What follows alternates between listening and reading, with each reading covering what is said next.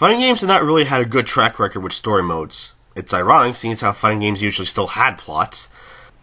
Wait, this is just the exact same intro as last time. Oh wait, that's right, it's a fighting game sequel. It's just a slightly better version of the previous iteration with only minimal changes. That'll be $60 again, please.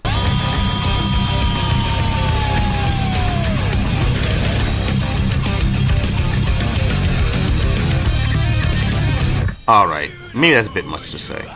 Not all fighting game sequels are like that, just like this sequel. Same idea, different subject and presentation. It's interesting that more and more fighting games are adding legit story modes.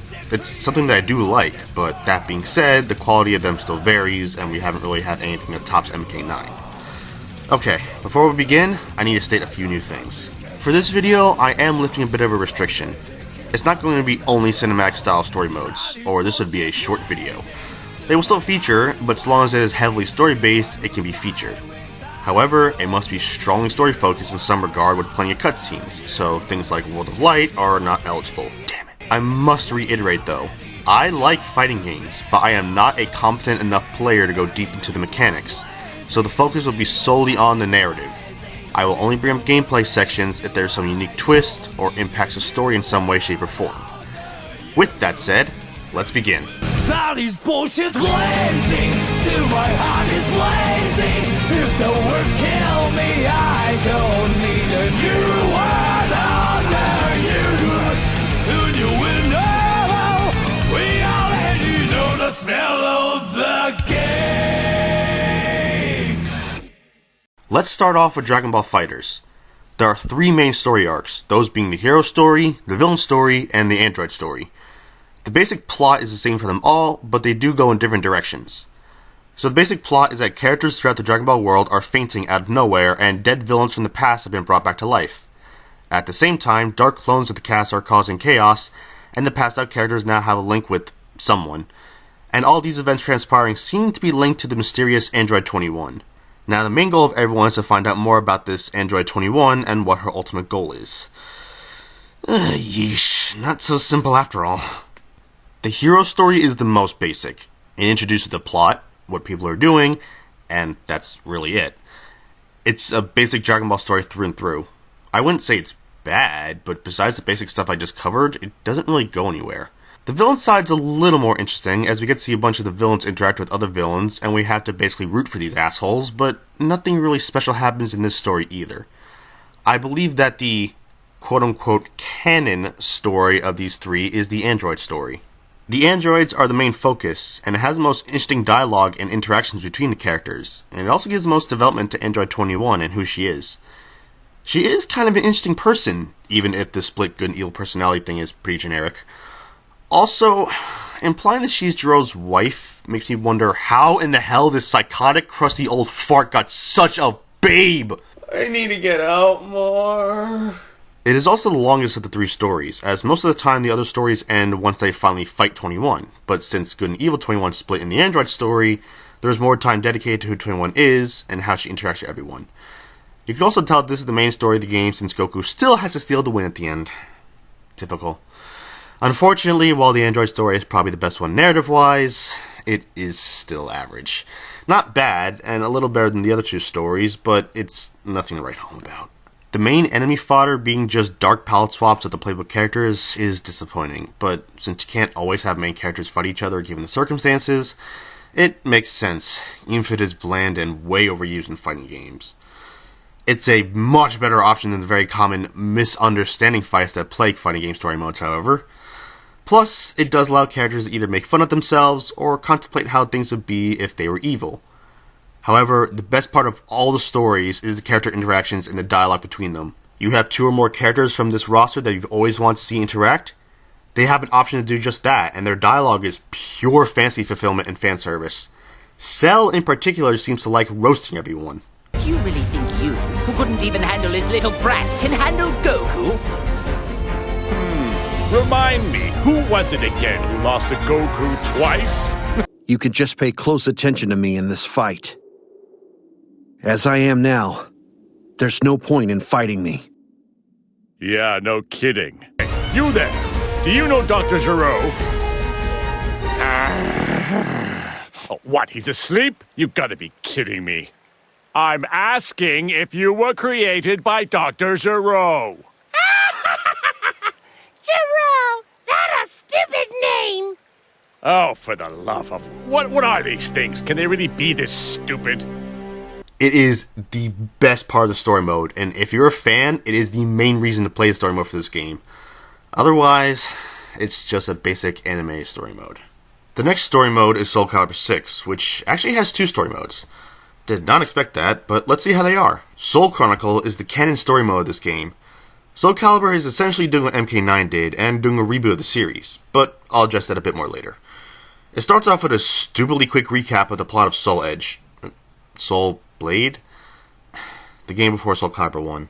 Given how important Soul Blade is to the overall story, I'm surprised how quick it's glossed over. But the biggest part of the story is explained, so at least the basics are told, and in a nice art style. Would be nice to use this as an interactive tutorial to the gameplay, but it is fine that it's narrative only. This mode has a main story path, and pathways for other characters, and what they were doing during certain times in the story. I like this, as it manages to give each character a reason to be in the story without shoehorning them into the main plot for the sake of having them. Mostly. However, because of this, you can tell whose story is their own, and whose story is important to the overall story. The way the story is presented is mixed. There are times where there are fully animated cutscenes that are in-engine, and they look really good, but they are few and far between. Most of the cutscenes are these static images, with the occasional full-screen picture.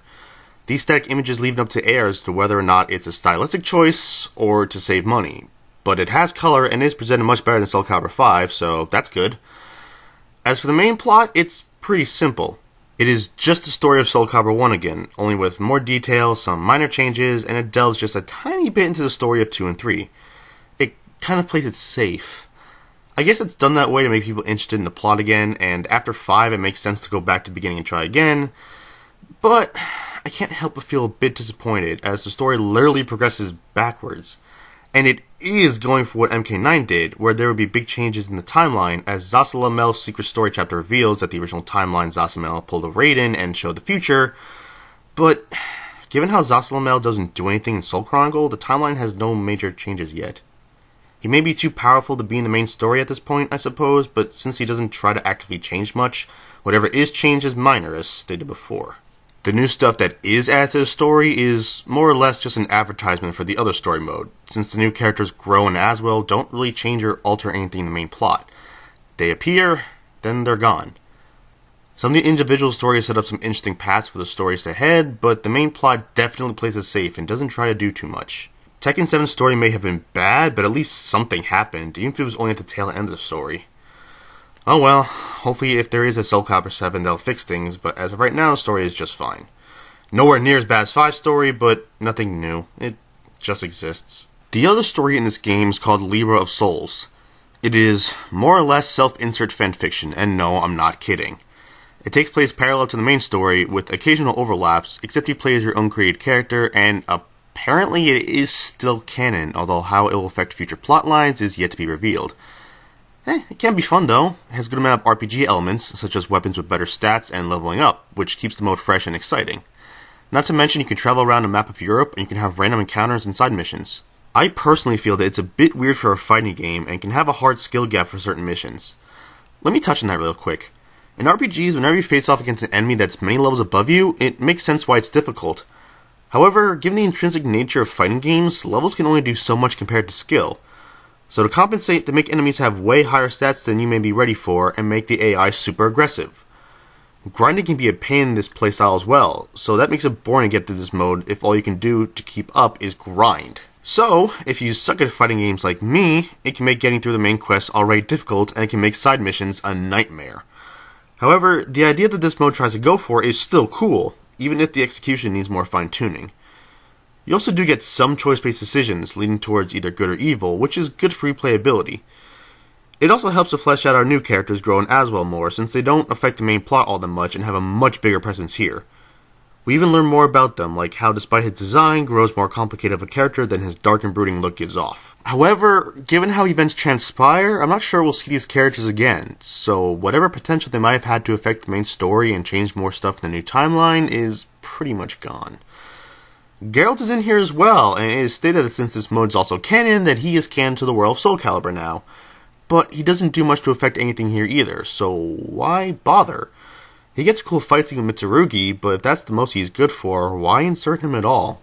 You can make the cool fight scene an extra or something, like how they did with Mitsurugi versus Vader in Soul Calibur 4, or implement him more in this mode at least, since I'm not sure how well he'd be allowed to interfere with the main plot. So make him a big player in this side plot if you're going to make him canon. It is a cool little mode to play through, but it is debatable how important this will be to the future, and most of the dialogue doesn't really seem to matter. I tended to skip a lot of it, and I don't think I really missed much. So, Libra of Souls is a basic mode with a nice twist to the usual fighting game story mode, and it is nice for variety, and having a created character implanted into a story is usually cool, if done right. But a high skill gap and questionable importance also weigh it down. Now for character creation implanted into a story and not being done right. The next game is Jump Force. Yeah, really. I've heard the story is bad, so let's get to this and see how warranted this all is. The story starts off right in the middle of things. It explains that these characters came out of nowhere, but this isn't the first attack, since the Jump Force is established already, and everyone is familiar with one another at the start. The human director, Glover, goes on to explain how a human can fight like the Jump Force, and how Venoms are more or less corrupted humans. There are these things called Umbris Cubes that enhance a human's physical limitations and are based on the human's will or something. Basically, good people are heroes, and less than good people become villains, or the Venoms, as this game calls them. Don't let my dumbed-down explanation fool you. I like this concept quite a bit. Not all humans are good, and enhancing them to fight against a greater evil won't make them automatically join with the heroes against them. It's a pretty good concept, even though I know the execution sucks. The Venoms have no real free will, so even if they weren't that good of people, it doesn't mean they're being evil for fun, but are basically the fodder enemies of the game. The mooks, essentially. Well, I mean, the story starts off a bit slow, but this doesn't seem too bad.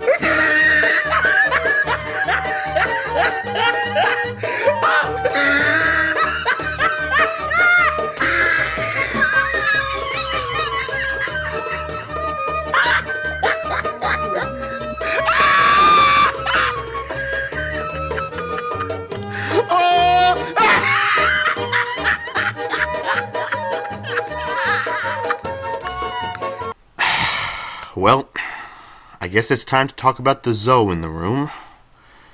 A lot of the animation in the cutscenes are either non-existent or are horribly done. It's baffling how bad they are. Even just normal cutscenes have awkward animations. However, the really bad ones don't happen too often. When they do happen, they're incredibly noticeable, but it's not as constant as you might think. That infamous moment with Frieza seems to be a mistake, since every other time he flies up, he has an animation. Not sure what happened there, but it's funny all the same.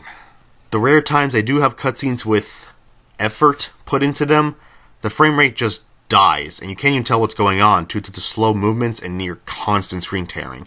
Which is a shame, since these moments can be cool if you can tell what the hell is going on. The voiceless cutscenes are also awkward, since they don't even have the characters' mouths move, and some characters do not talk like they should. The way the narrative progresses seems very similar to every other anime game ever made that tries to have an original story. Generic enemies to fight, and fighting named characters over and over with no real feeling of progression. Basically, the game has a shitload of padding. They do try to have some twists in the story, but they don't work at all and are way too obvious. Even the twist concerning the main villain doesn't make much sense, even if his reasoning is kind of interesting. With all this aside, it's just repetitive through and through.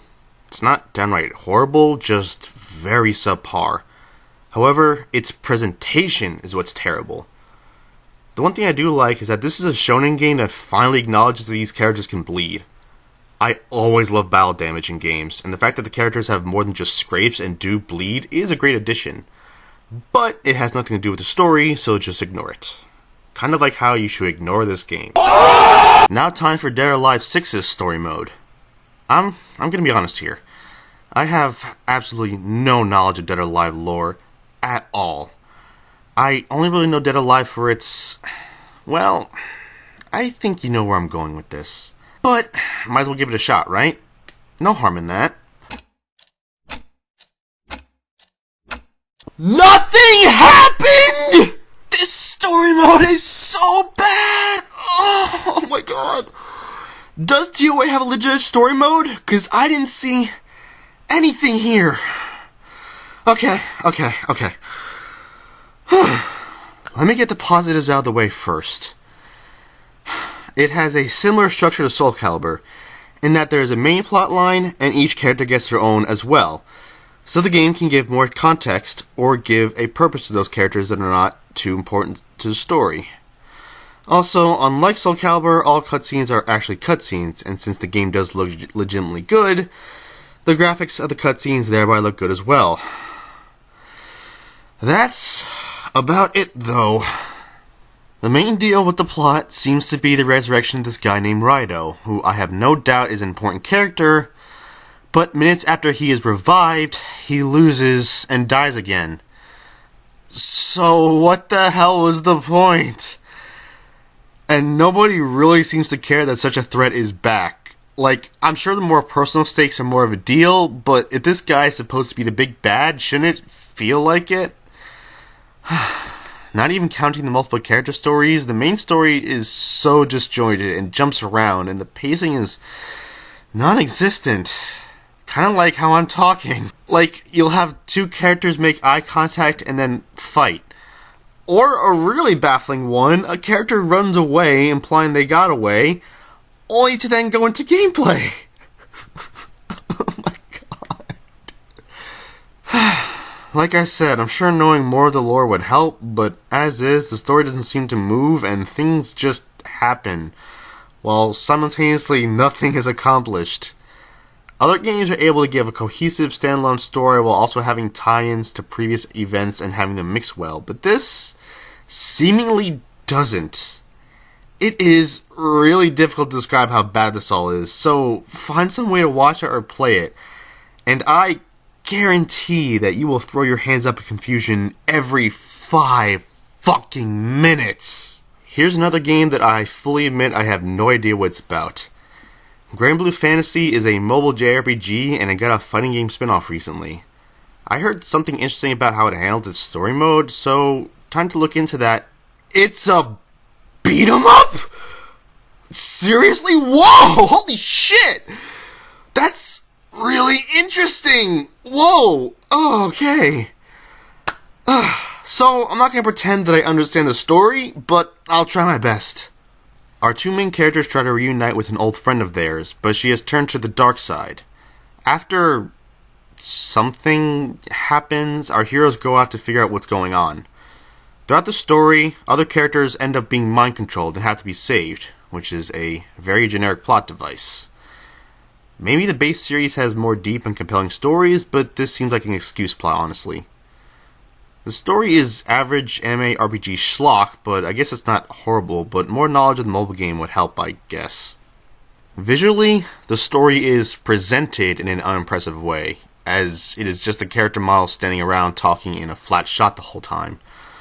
The rare times it has in-game cutscenes, it is really choppy, but I suppose it's to make it seem more like an anime, so I suppose it's fine. I guess the story itself is fine overall, but it might be better if I was more knowledgeable about the lore overall, especially since it doesn't do a good job at introducing everyone and everything.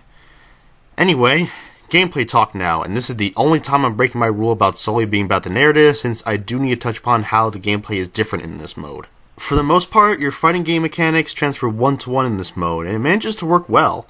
It's not a full beam-up style, as it stays on a strictly 2D plane, and many staples of the genre aren't really present, but the basics are there. And since there are RPG mechanics, such as buffs, it's not just fighting game mode mooks, there are some deeper mechanics at play here. There are attempts to make real boss fights here too. Well, occasionally. When it comes to human bosses, it is just the normal versus mode gameplay with a different HUD, and the camera is pulled out more, but it visually looks different at least. Monster bosses are much better in terms of being more like real bosses, even if some of them are secluded to always being in the background and not technically on the field. And the ones on the field are usually stationary, and the ones that move only move due to an attack animation, as opposed to actually just moving around. So while you can hit them directly, the fight isn't really too dynamic, although the anime music in the background may make up for it.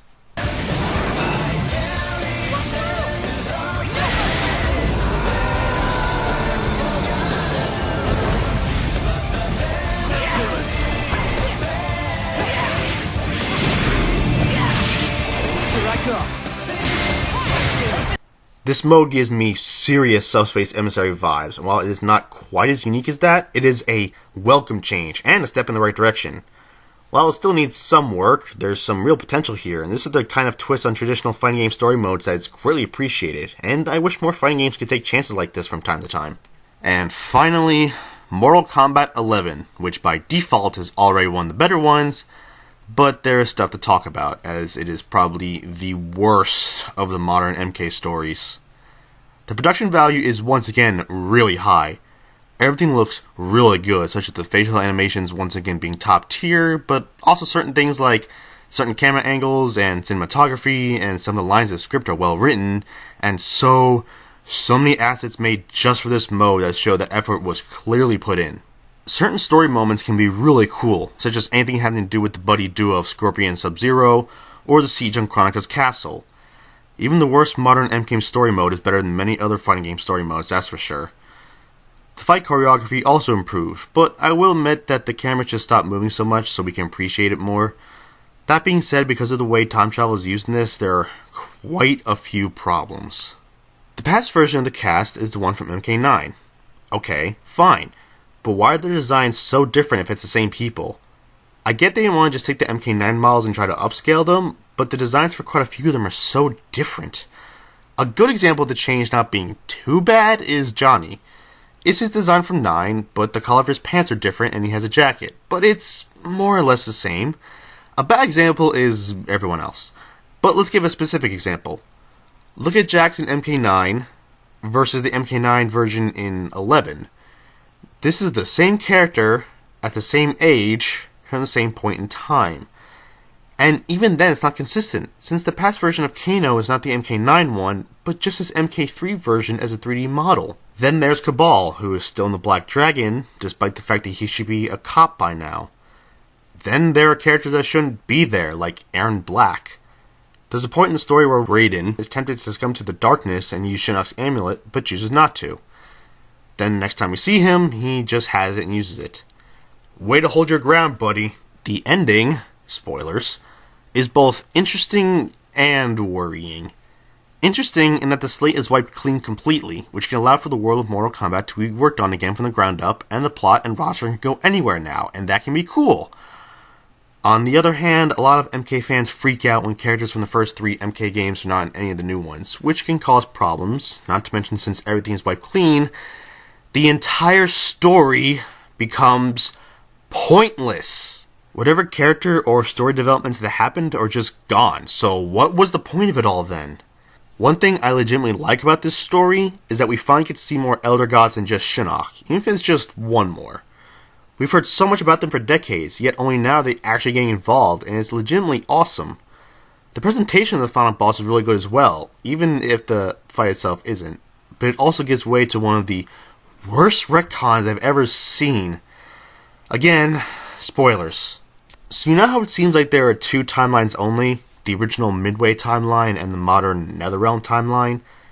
Turns out we just know about 2 timelines, but there are actually many different timelines. Yeah, that special and unique original timeline that started it all is just one of many. Not only that, Kronika has been a key player from the beginning, despite the fact that she is a brand new character, and she has been behind everything this whole time. She creates timelines, and whenever things don't go her way, she incites Armageddon and starts over again. So every choice a character has made, every big event in the MK universe, everything that has ever happened in this franchise that could be seen as all its own and unique, is all the machinations of one character controlling everything in the background. This completely invalidates so many things from this franchise, and makes it all retroactively seem pointless, especially after the end of this game wipes the slate clean, as I have mentioned before. As mildly entertaining as the story is, I'd honestly rather watch it than play it, which is a first for me. Like, it just looked so good that I wanted to keep watching, and I would groan when I had to play, which I have never done before. Finally, Ronda Rousey isn't very good at voice acting, and while her voice itself fits Sonya, her acting skills don't make it convincing. Overall, though, MK11's story has its moments, but the entire narrative is very flawed and has a ton of issues, some that I didn't even manage to cover. So yes, while more and more fighting games are having story modes, they still seem like an afterthought. Yes, the gameplay is the most important part, I will always believe that, but if you're going to take time and money into implementing one, put some better effort too. At this point, even NetherRealm stories are starting to go down the drain, and we can't rely on them anymore. Granblue manages to have a unique aspect to it, and I love that it does manage to use its mechanics in a completely different genre, but it still needs a lot of work. I really like when fighting games have story modes, but if this is the quality we can expect from now on, maybe we should go back to irrelevant background stories. Each realm must choose its own destiny. Whatever those choices, we will face them together.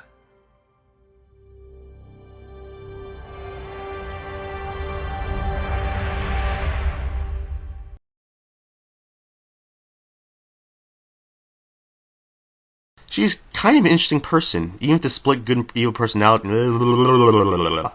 You can make the cool fight scene an extra or something, like how they did with Mitsurugi vs. Vader in Soul Calibur 4. Or in... maybe... First off, this entire script I've been saying Soul Calibur instead of saying Soul Calibur. And you will notice that, because I'm not going to re-record those, but... I think my paragraphs, since they're all single-spaced, it makes it hard to read. Maybe I should double-space it, make it easier to read, and don't flub up as much, but... I won't actually do that. Be easier, and of course that makes it, better, but I always make things more difficult. Alright, let me try this shit again. They do try to have some twists in the story, but they don't work at all and are way too obvious. Even the twist concerning the main villain doesn't make much sense. Even his... Wow, I've been messing up with this Jump Force section a lot. Jesus Christ. For the most part, your fighting game mechanics transfer one-to-one. For the most part, your fighting game mechanics transfer one-to-one. That's... Okay, round 2. Literally, let's try this again. For the most part, your fighting game mechanics transfer one-to-one in this mode, and it manages to work well. It's not a full beam-up style, as it stays on a strictly 2D plane. 2D plane. Toon plane. Toon Dean. Dean's cartoon version. Toon Dean. I should write that down. Toon Dean. Maybe someone named Dean? Find a Toon version of yourself. Or is Pegasus a Toon version of him? I don't know. Fucking... Alright, let me... And even then, it's not consistent, since the past version of Kano is not the MK9 one, but just as MK3 MK3, okay. This fucking line. There's always this one line I have in every script I just keep messing up on. This one seems to have every line be that line. So you know how it seems like there are 2 timelines only? The original Midway timeline and the modern NetherRealm timeline? Turns out we just know about 2 timelines, but there are actually many different timelines. Ooh. I hope the mic didn't pick that up.